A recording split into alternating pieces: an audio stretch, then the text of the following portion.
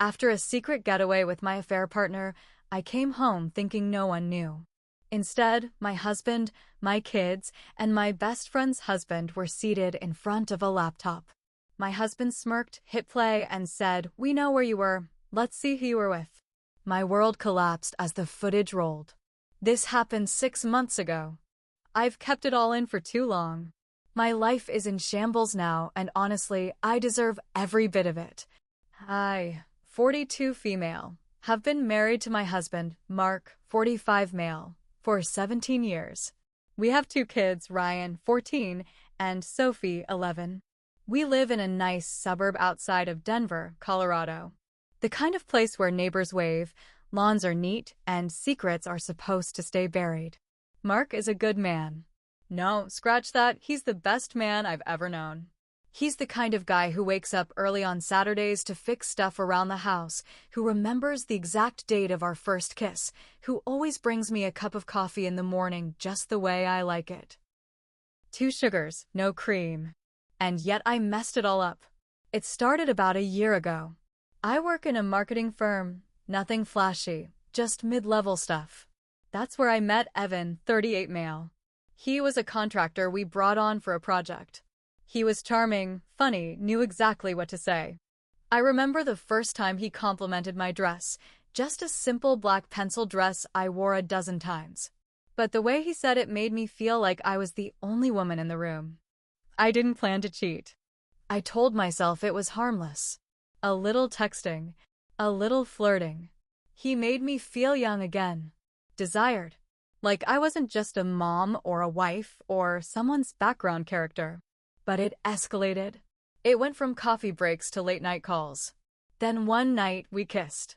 And once that line was crossed, there was no going back. I lied to myself, saying it was just an emotional thing. But soon we were booking hotel rooms, meeting during lunch breaks, even sneaking away on weekends when Mark thought I was visiting my sister in Santa Fe. The worst part?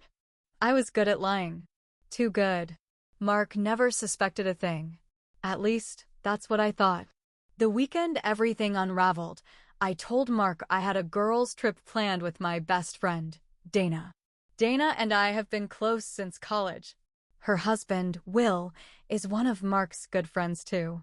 Our kids even play together. I didn't even tell Dana I was using her name to cover up my trip. Evan and I flew to Miami.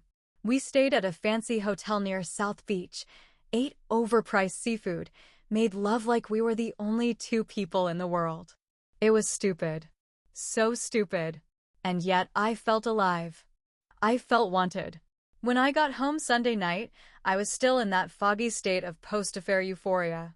I pulled into the driveway, already rehearsing the lie about Dana's made-up drama and the fake stories I'd tell the kids. I opened the front door and immediately felt something was off. The house was too quiet. Mark, Ryan, Sophie, and Will were sitting on the couch, facing the living room TV. No one said a word when I walked in. Mark turned his head slowly, and that's when I saw it. His eyes weren't angry. They weren't sad. They were empty. Cold. He stood up, walked over to the TV, picked up the remote, and said, "We know where you were. Let's see who you were with." Then he pressed play. I remember the way my stomach dropped. I couldn't breathe. The screen lit up with footage from the hotel lobby in Miami. There I was laughing, holding hands with Evan. Later clips showed us kissing in the elevator. Another clip showed us walking on the beach at night, wrapped in each other's arms. I wanted to scream. I wanted to run. My legs wouldn't move. Sophie started crying. Ryan looked at me like I was a stranger. Will stood up, furious, his fists clenched. "You used Dana as an excuse to do this?" he shouted. Dana. Oh God. I hadn't even thought about her. She didn't know. I dragged her name through the mud too. Mark stood in front of me. "How long?" he asked, his voice shaking. I couldn't answer. My throat was dry. The shame hit me like a truck. "How long?" he repeated, louder now. "Almost a year," I whispered.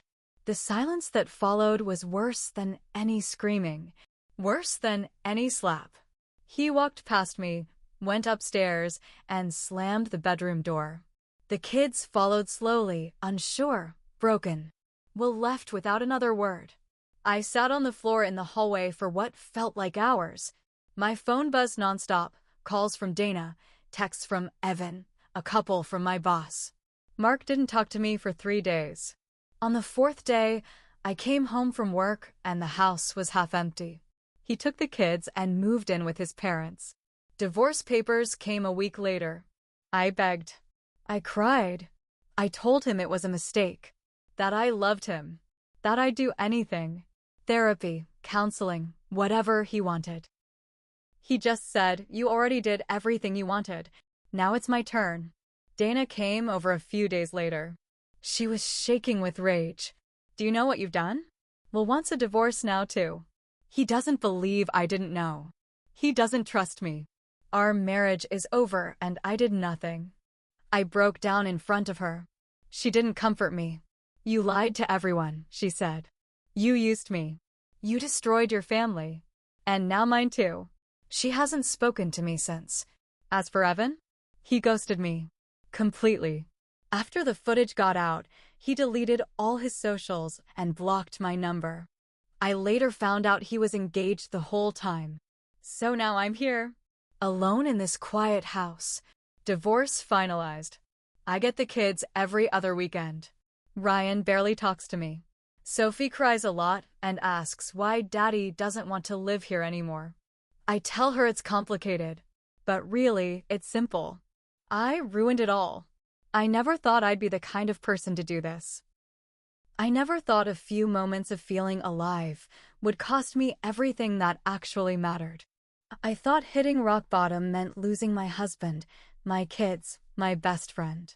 But rock bottom has layers. You think you've reached the worst part, and then life kicks you one step lower. 2 weeks after the divorce papers were signed, I got called into HR at work. The head of the department sat across from me with a tight smile and said, "We need to talk."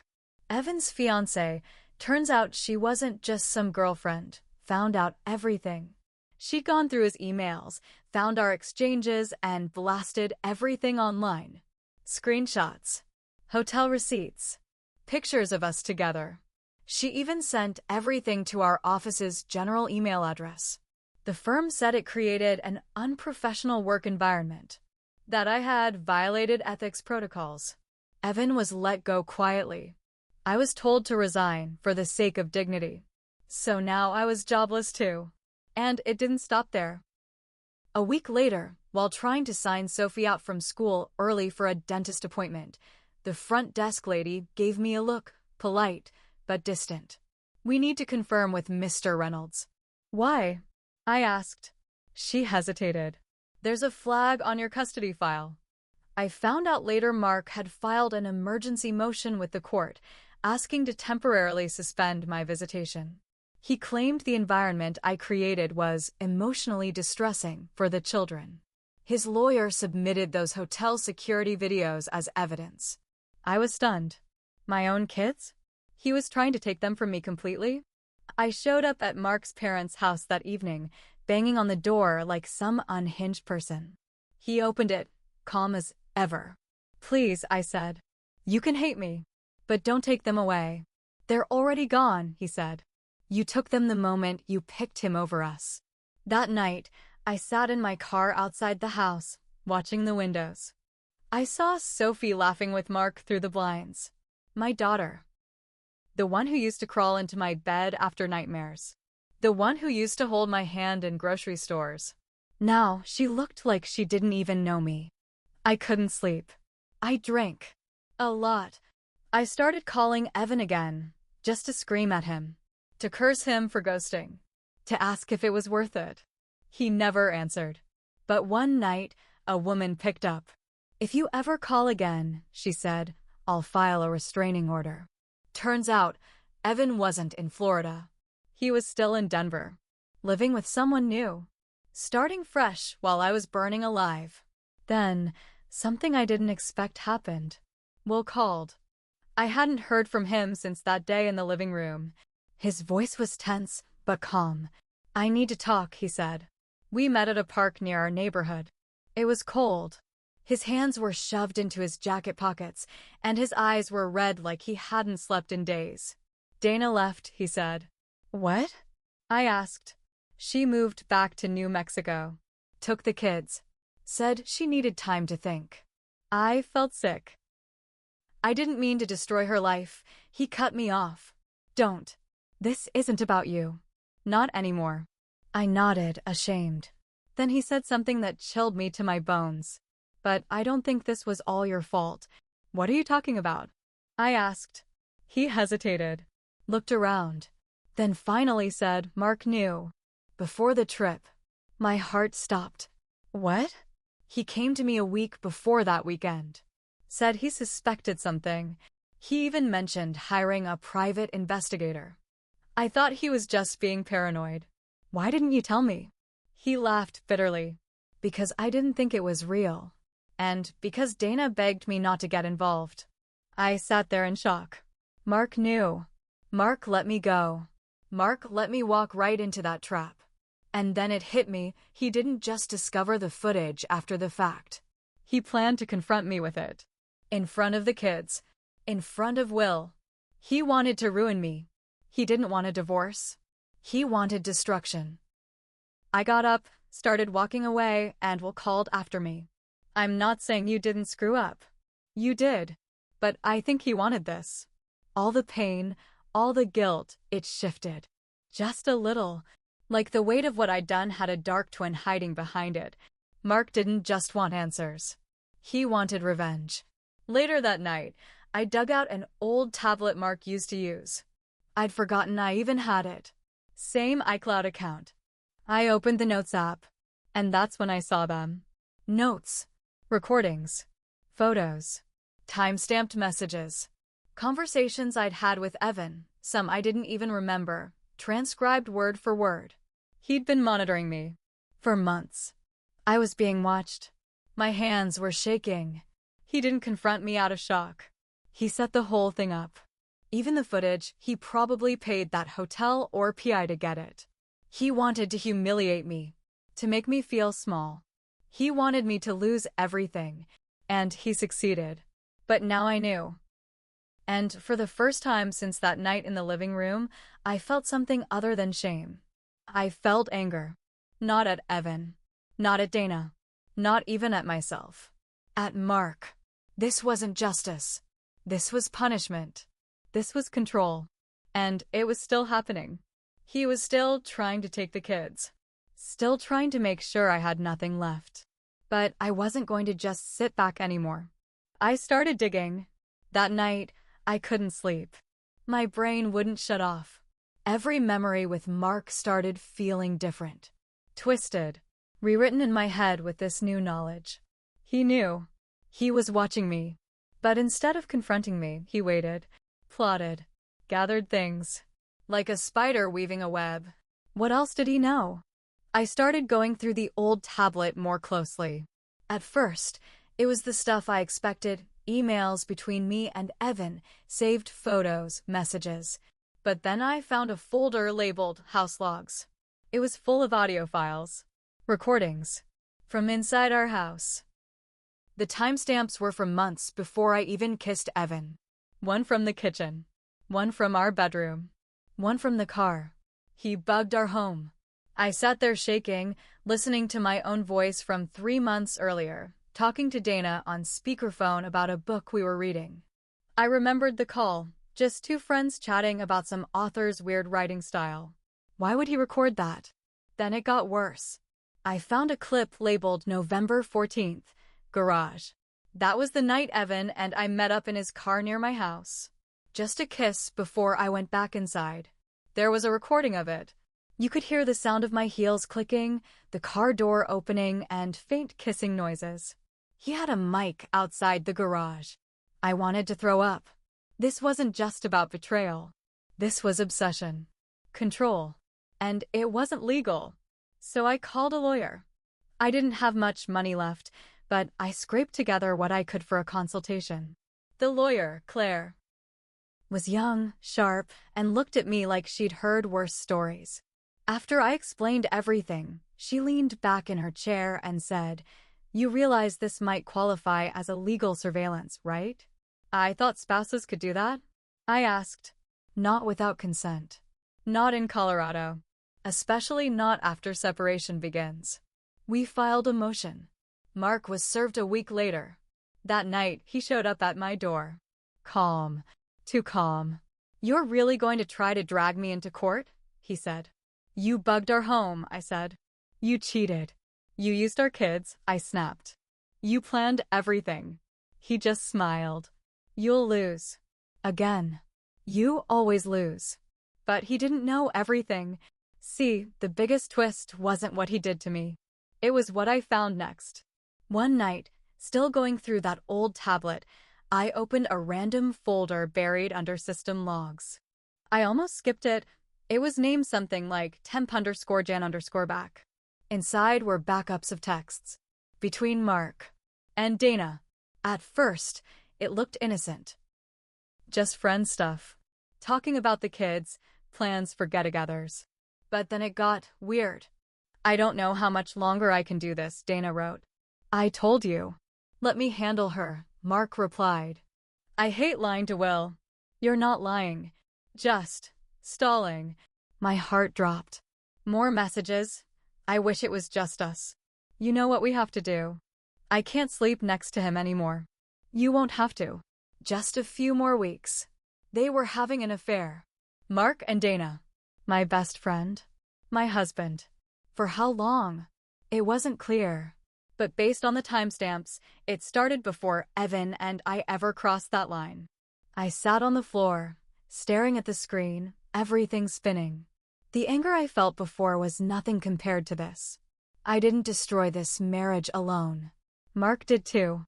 And maybe he wanted me to cheat. Maybe he pushed me there. Maybe he wanted an excuse to paint me as the villain. To strip me of everything.